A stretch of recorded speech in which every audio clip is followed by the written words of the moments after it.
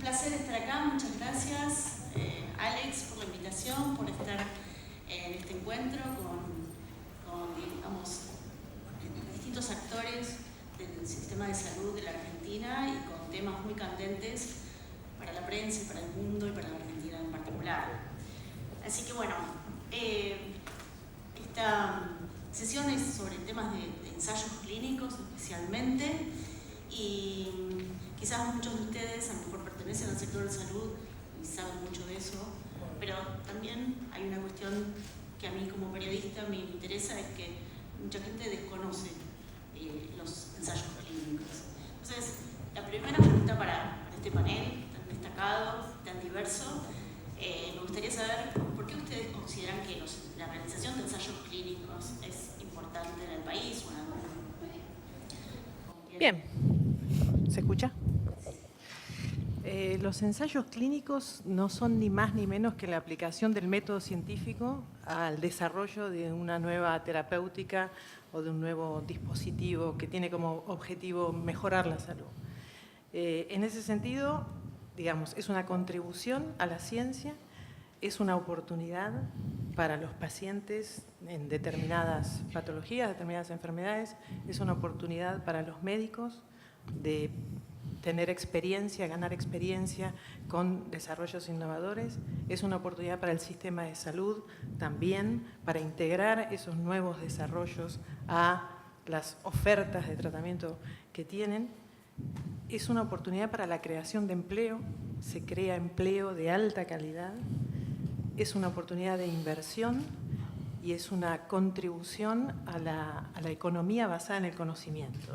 Es un tipo de contribución en el que en realidad lo que se produce es difícil de medir en términos de que no es algo que se manufactura, sino que es un dato, más temprano se habló de datos también, ¿no? Es un dato que contribuye a un set de datos más grandes que abonan a la eficacia y seguridad de un nuevo medicamento, y además es un dato que requiere una alta calidad. Por lo tanto, y con esto termino, por lo tanto, esta serie de ventajas y beneficios que tiene hacer estudios clínicos impactan no solo en el paciente, sino también en el sistema de salud y en la economía del país. ¿Qué otras razones darían para considerar la importancia de los ensayos clínicos? Sumándome a lo de Roxana, quizás por mi perfil, yo pienso en la investigación desde el origen. Digamos, esto, la frase un poco trillada, pero cierta, que es desde la mesada del laboratorio hasta la cama del paciente.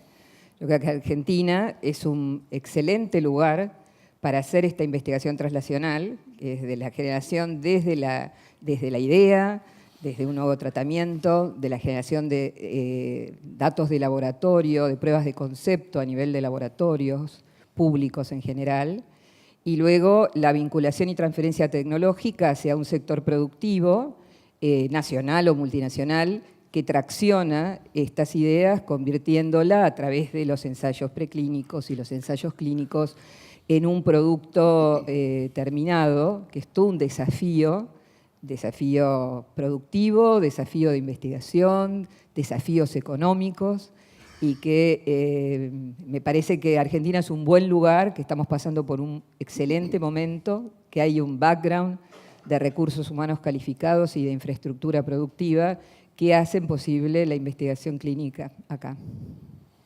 Yo quería agregar que me parece que esto claramente es una fortaleza de Argentina. Tenemos investigadores básicos con un nivel realmente sobresaliente en el mundo. Y de otro lado, que representamos con Rosana, la industria farmacéutica, también traemos innovación. Y esta conjunción de estas actividades público-privadas para mí son la base también de que un país en investigación y desarrollo termina dando un salto cualitativo. Entonces, se nos dan esas características, ¿no? Donde los investigadores argentinos son muy bien formados y reconocidos en el mundo, pero no solo en ciencia básica, sino también en ciencia aplicada. ¿Alguno de ustedes me puede decir cuántos ensayos clínicos se están llevando por año en Argentina, si han crecido y por qué hay tanto interés en Argentina como un país para hacer ese tipo de ensayos en América Latina, ¿no? En la página de ANMAT figuran aprobados en el 2017 unos 116, solamente aprobados en ese año, 116 estudios clínicos. Y de 2017. Del año pasado. El dato que se tiene es de 2017. Eso significó una inversión de aproximadamente unos 200 millones de dólares. Después varía entre quién es el sponsor de los estudios clínicos. En la mayor parte de los casos el sponsor es la industria farmacéutica. Esto no es un fenómeno local, es a nivel global también. Y en una pequeña proporción de los casos es alguna institución de salud, como puede ser la que representa Aventura aquí, o alguna institución académica. Pero eso es en una pequeña proporción de los casos. Después cada compañía destina una proporción de su facturación a la reinversión en desarrollo, en I+D. En general, en promedio, en la industria farmacéutica a nivel global, se estima que esa reinversión en desarrollo en la industria innovadora es de entre el 14 y el 17%, que es de entre las más altas de todas las industrias, junto con la industria aeronáutica y de software.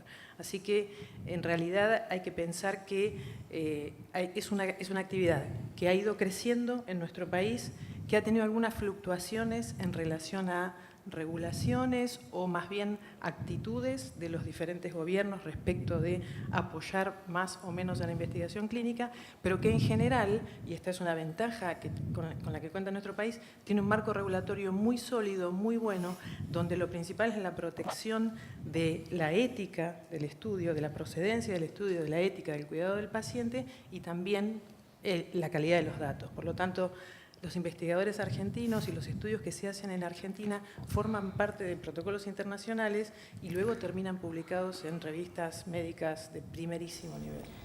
Aventura, quería preguntarte, con respecto a, como el hospital italiano ha pedido autorización para hacer ensayos clínicos, ¿qué llevó a una institución de salud a hacer este tipo de iniciativas, ¿no? Voy a aclarar primero algunas cosas que la mayor parte de los que están acá, se calcula, hace unos años el Ministerio de Salud de la Nación hizo un trabajo donde calculó que el 70% de los argentinos toma un remedio en un mes. A lo largo del mes, el 70% de los argentinos toma un medicamento. Y esos medicamentos que todo el mundo tiene una gran accesibilidad, pasaron por diferentes etapas. Una de las etapas más precoces, es lo que nosotros llamamos ensayos de fase 1. Ensayos que incluyen un ensayo específico, que es lo que llamamos primera vez en seres humanos. El Hospital Italiano, junto con otro lugar, fueron autorizados por ANMAT como centros de fase 1, de acuerdo a la nueva normativa. Un ensayo de fase 1 tiene un estándar de cuidado internacional. Es el estándar más alto, es como volar en un avión transatlántico. Tiene que tener una serie de cuidados muy específicos. Y para nosotros esto es una gran responsabilidad. Primero, no solamente porque es importante, porque hay muchos pacientes que hoy por hoy no tienen un tratamiento que sea efectivo para algunas enfermedades. Y muchas veces lo que queda para este grupo de pacientes es participar de un ensayo clínico, participar de un ensayo donde un nuevo medicamento pueda ser quizás la respuesta a la enfermedad que posee. Y por otro lado, también dentro de nuestro país hay muchos grupos que están trabajando fuertemente, en desarrollar medicamentos que puedan responder, por ejemplo, a necesidades epidemiológicas locales. Y parte de este proyecto, que nosotros tenemos es ayudar a esos investigadores, como bien decía Graciela, a hacer ese salto, pasar de los experimentos en los diferentes animales para poder hacer el salto a los seres humanos, con vistas a que esto en algún momento pueda llegar a ser un medicamento que pueda estar disponible para todo el público. Entonces, eso es parte de lo que nosotros queremos hacer, como proyecto, Entonces, ¿por qué es tan importante? Porque, por ejemplo, tanto el grupo que lidera ella en términos de investigación y desarrollo, como otras, por ejemplo, tienen como mínimo 4, un grupo, moléculas que pueden llegar a hacer ese salto y nosotros estamos participando ahora en otro proyecto donde va a dar, esperemos, si sigue progresando, digamos, respuesta a una enfermedad muy concreta como el síndrome urémico hemolítico. Entonces, realmente creemos que es necesario en nuestro país este tipo de iniciativas, esperamos que sean muchos los centros, digamos, pero claramente eso implica también muchos cambios, no solamente desde lo regulatorio, sino también desde la percepción del público. En el tema de cambio regulatorio, ¿cómo evalúan este cambio de la nueva normativa de hace un año de la ANMAT a nivel de laboratorio internacional, laboratorios nacionales, a cada uno los... Nosotros... Sí. Perdón. Sí. Gracias. Tuvimos una excelente experiencia con el caso que está contando Ventura, que es el desarrollo de una terapia original e innovadora para síndrome urémico hemolítico que no tiene tratamiento.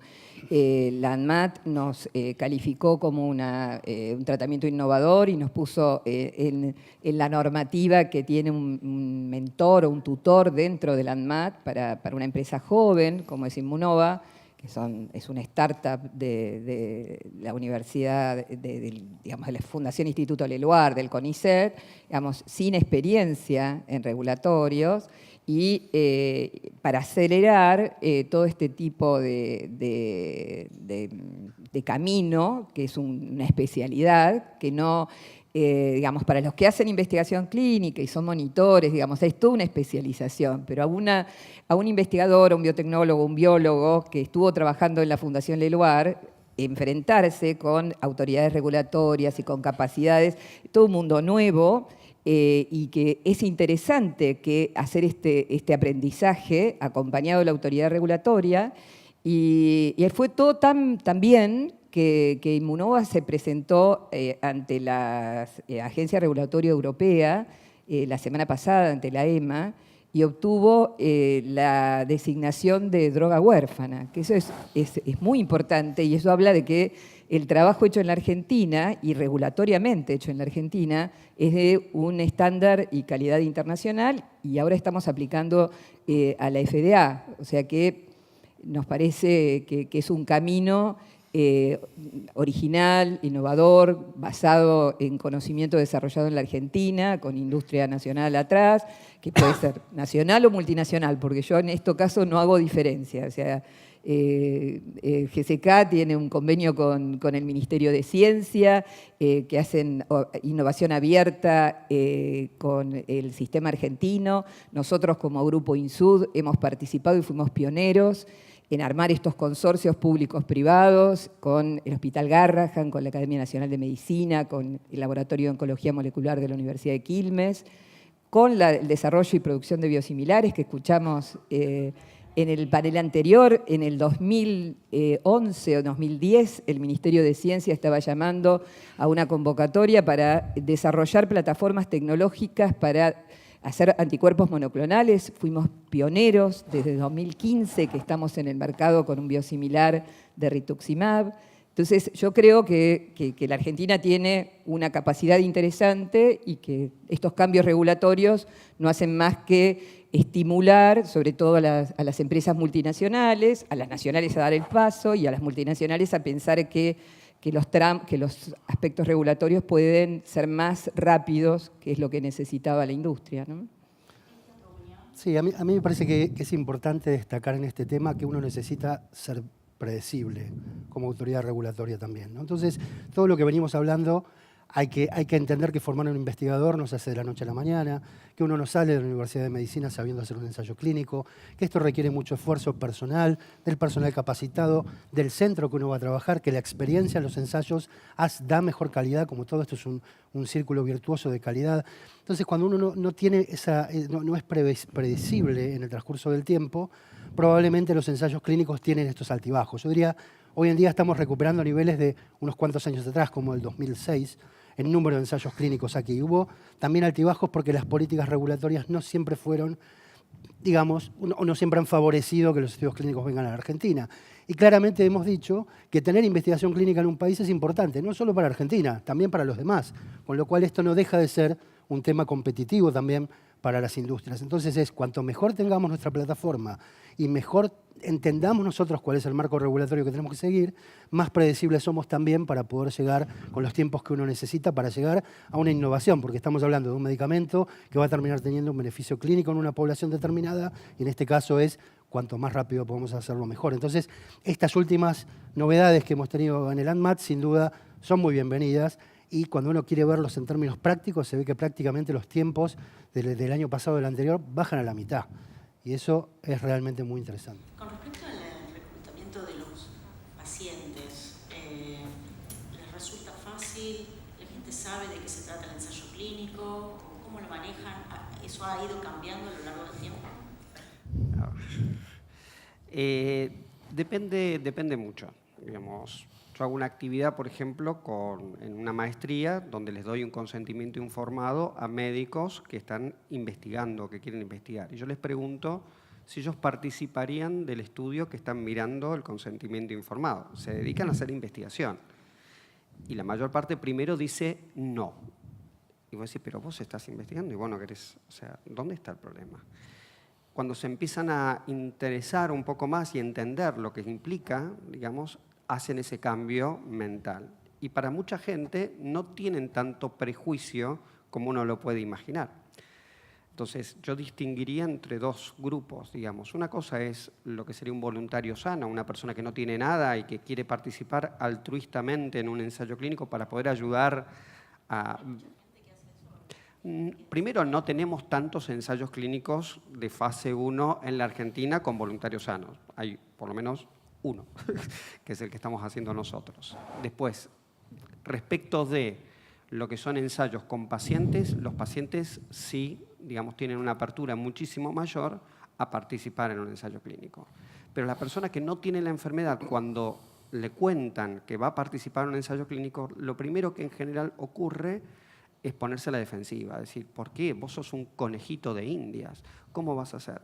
Creo que hay mucho para trabajar en esto, en lo que la gente puede percibir como un ensayo clínico y lo que significa, digamos, los controles, digamos, todo el proceso. En general, un ejemplo que yo suelo dar es cuando una persona va a un consultorio, la persona puede recibir un medicamento, el médico quizás no le diga todos los problemas que puede tener el medicamento, quizás no le diga cuándo debe volver, quizás no esté al tanto de todos los pormenores de qué tiene el paciente, y el paciente puede tener, por ese problema de salud que tiene, que le den un medicamento, alguna dificultad. En un ensayo clínico todo esto está hipercontrolado. Entonces, es como distinguir andar en auto que andar en avión, digamos. ¿Cuál es más seguro? Es más frecuente andar en auto, pero más seguro avión.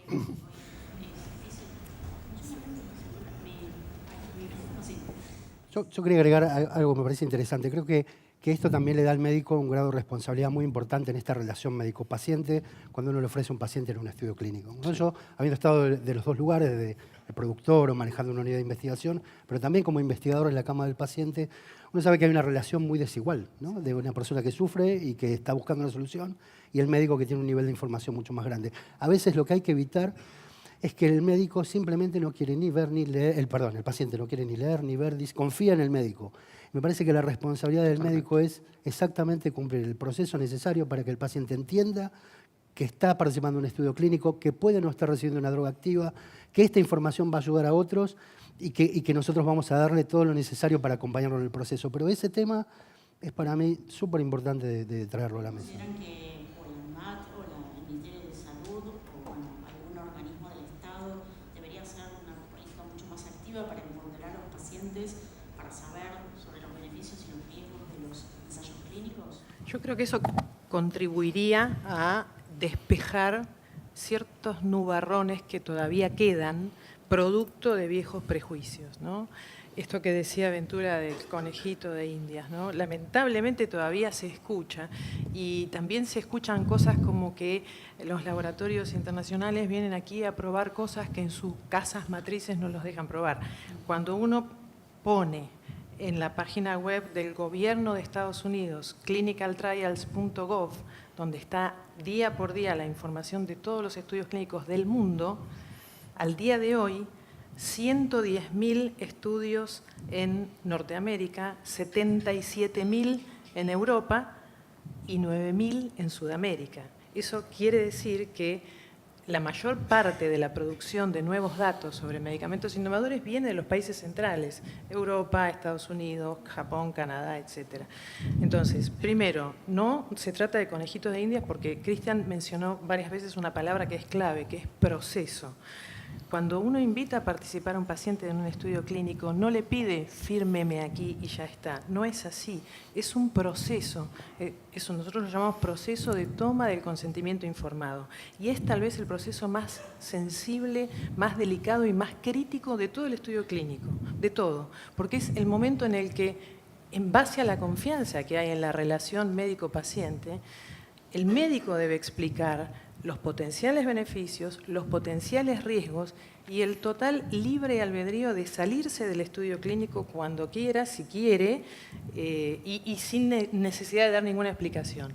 Lo que en realidad pasa es que cuando este proceso se cumple bien y se hace de una manera sólida, los pacientes no solo no se quieren salir, sino que cuando termina el estudio clínico muchas veces preguntan si luego pueden participar en otro.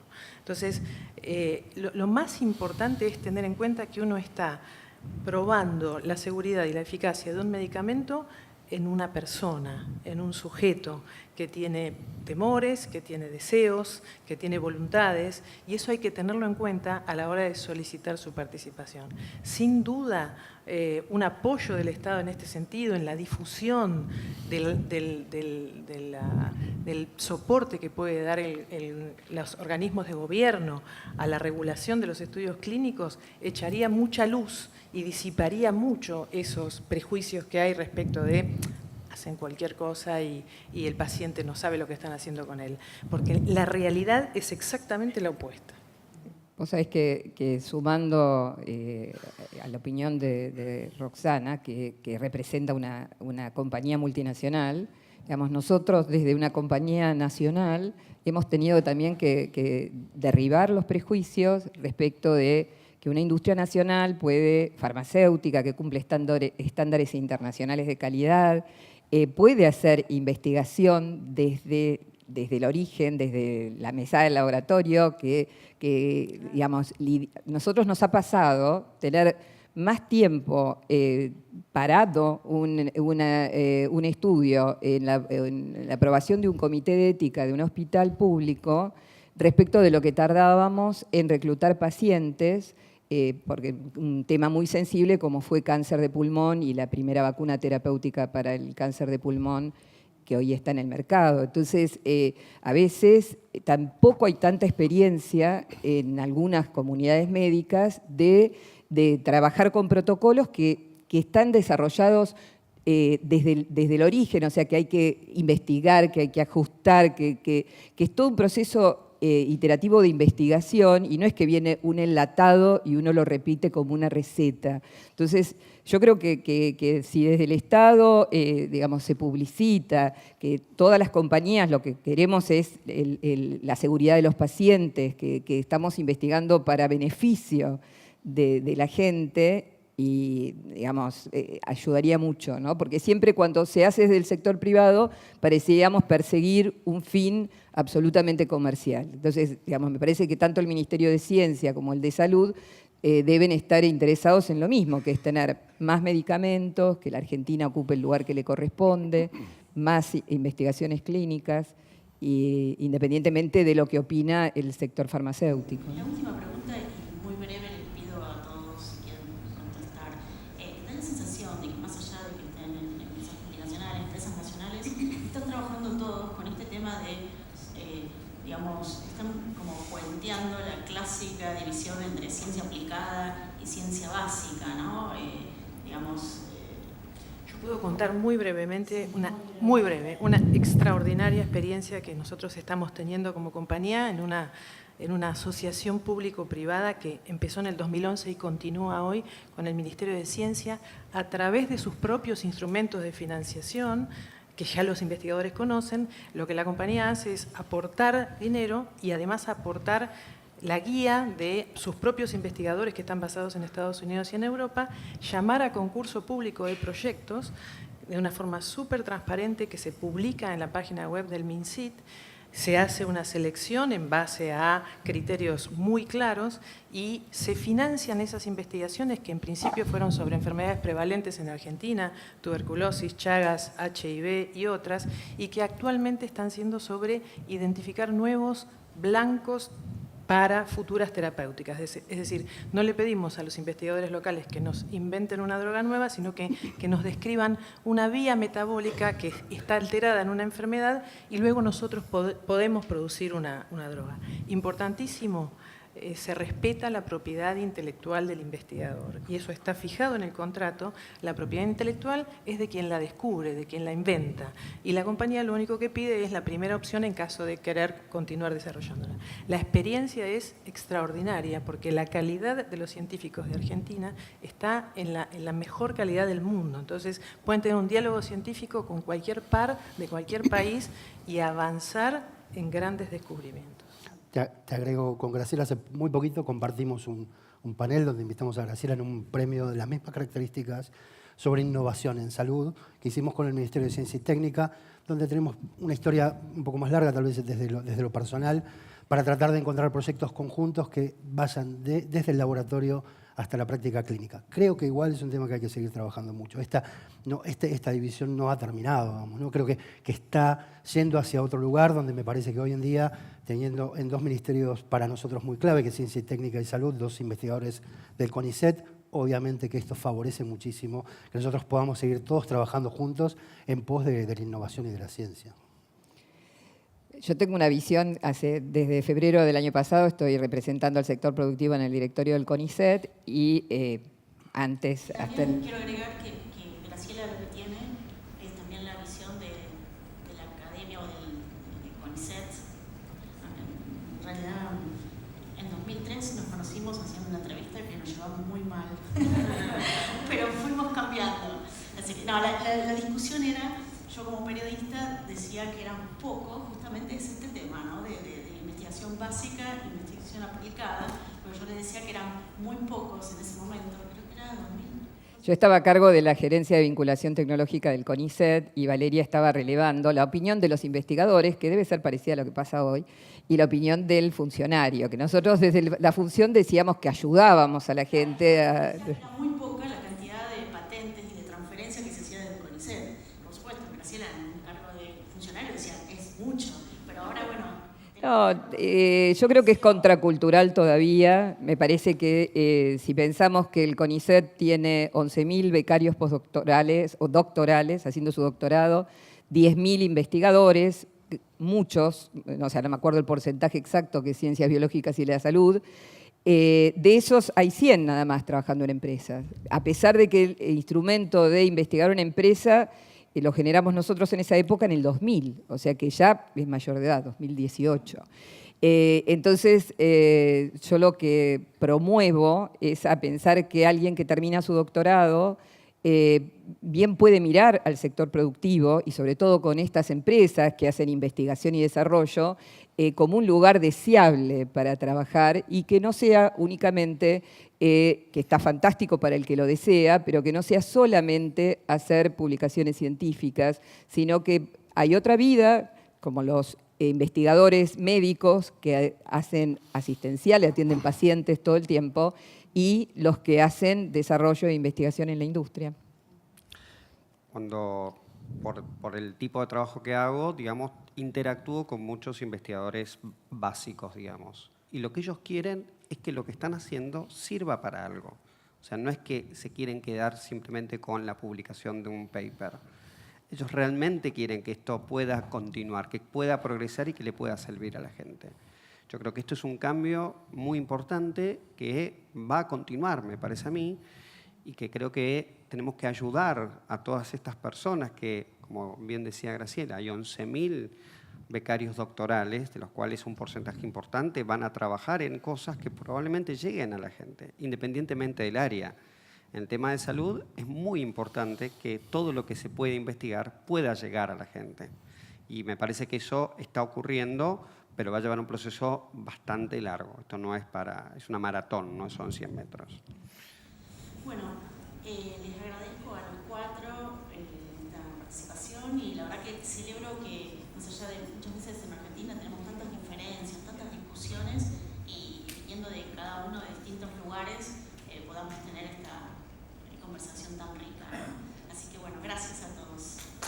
Gracias.